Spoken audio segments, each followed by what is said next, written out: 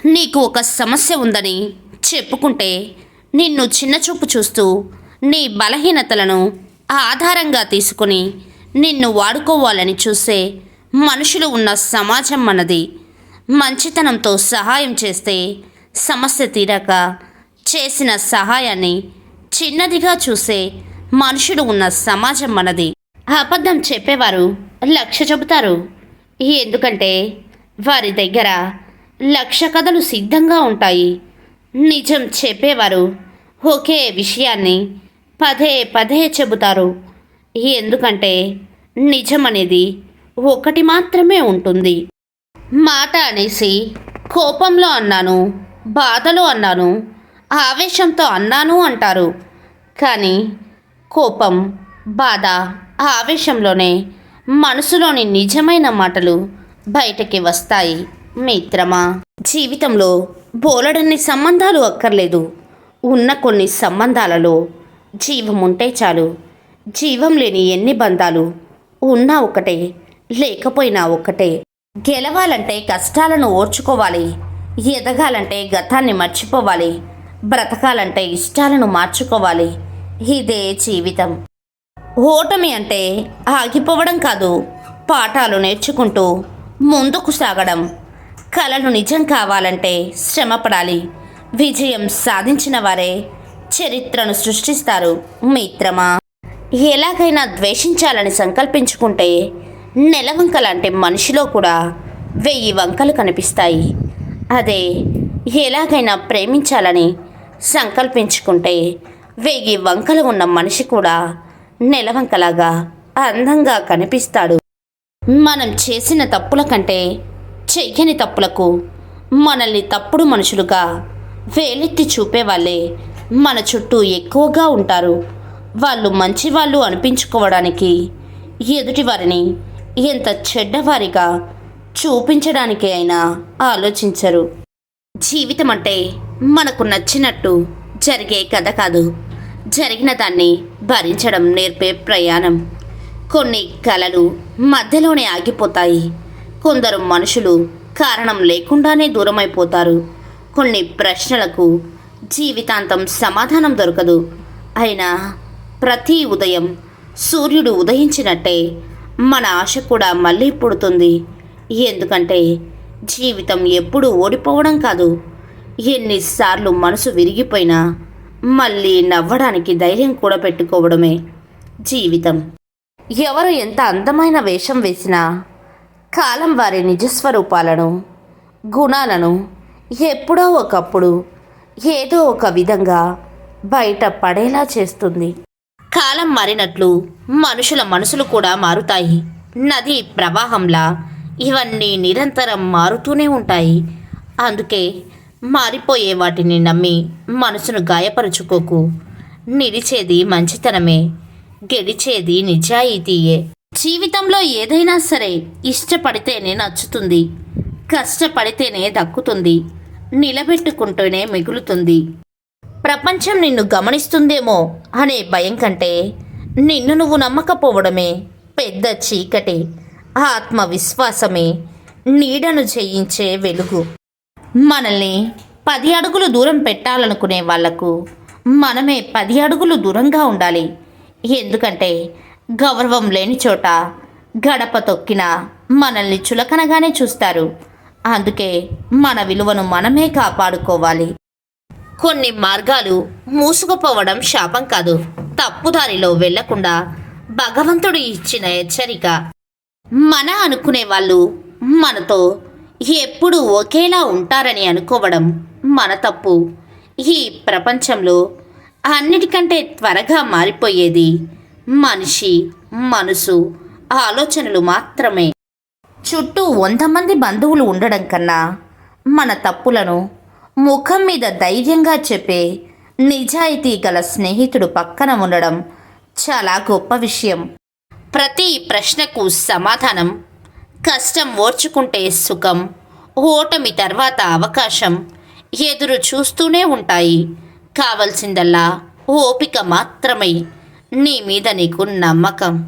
గతాన్ని మార్చలేము, భవిష్యత్తును ఖచ్చితంగా ఊహించలేము, కానీ మన చేతిలో ఉన్న అస్త్రం ఈ నిమిషం దాన్ని సరిగ్గా వాడుకుంటే జీవితం మన చేతిలోకి వస్తుంది. డబ్బు ఇద్దరి మనుషుల్ని విడదీస్తుంది అంటారు, కానీ కాదు. డబ్బు ఇద్దరి వారి నిజస్వరూపాలని బయటపెడుతుంది, అంతే.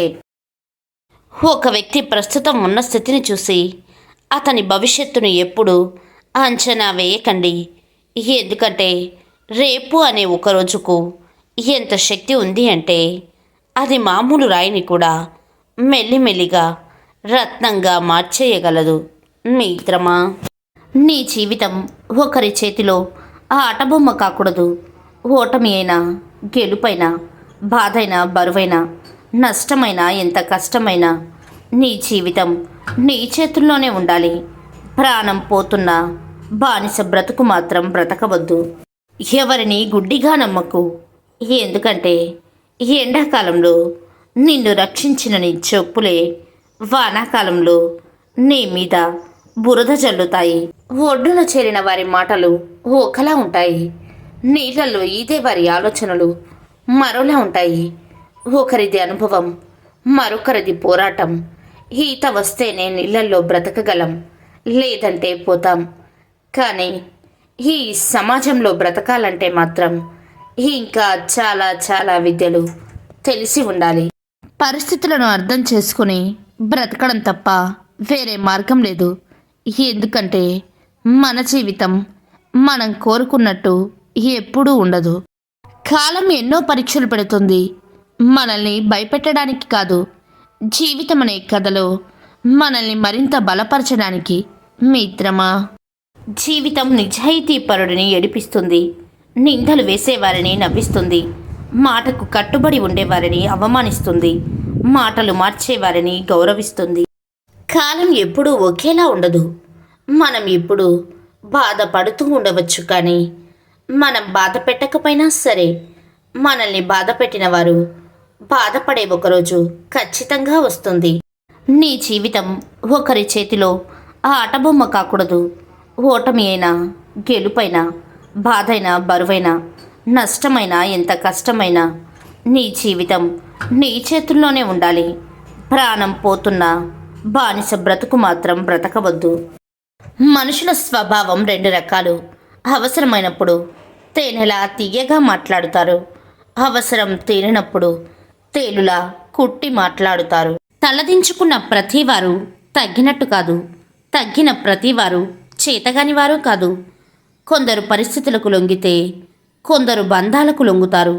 తగ్గారు కదా అని తక్కువ చేసి చూడకూడదు. పరిస్థితులు ఎలా అయినా మారవచ్చు.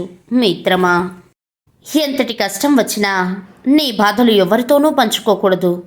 ఈ లోకం ఎంత విచిత్రమైనది అంటే పంచుకున్న కష్టాలలో కూడా పలు రకాలుగా తప్పులు తీసే రకం.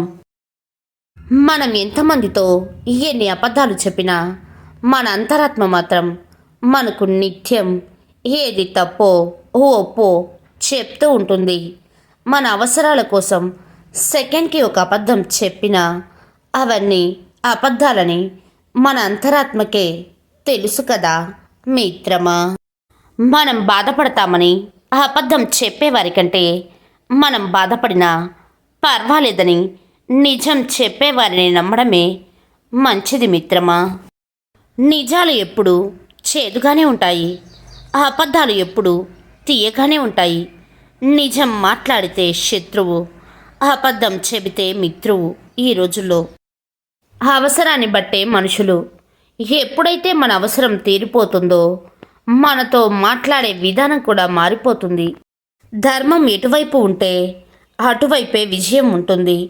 ధర్మానికి ఆపద ఎక్కువ, అడుగడుగునా కష్టాలు ఉంటాయి.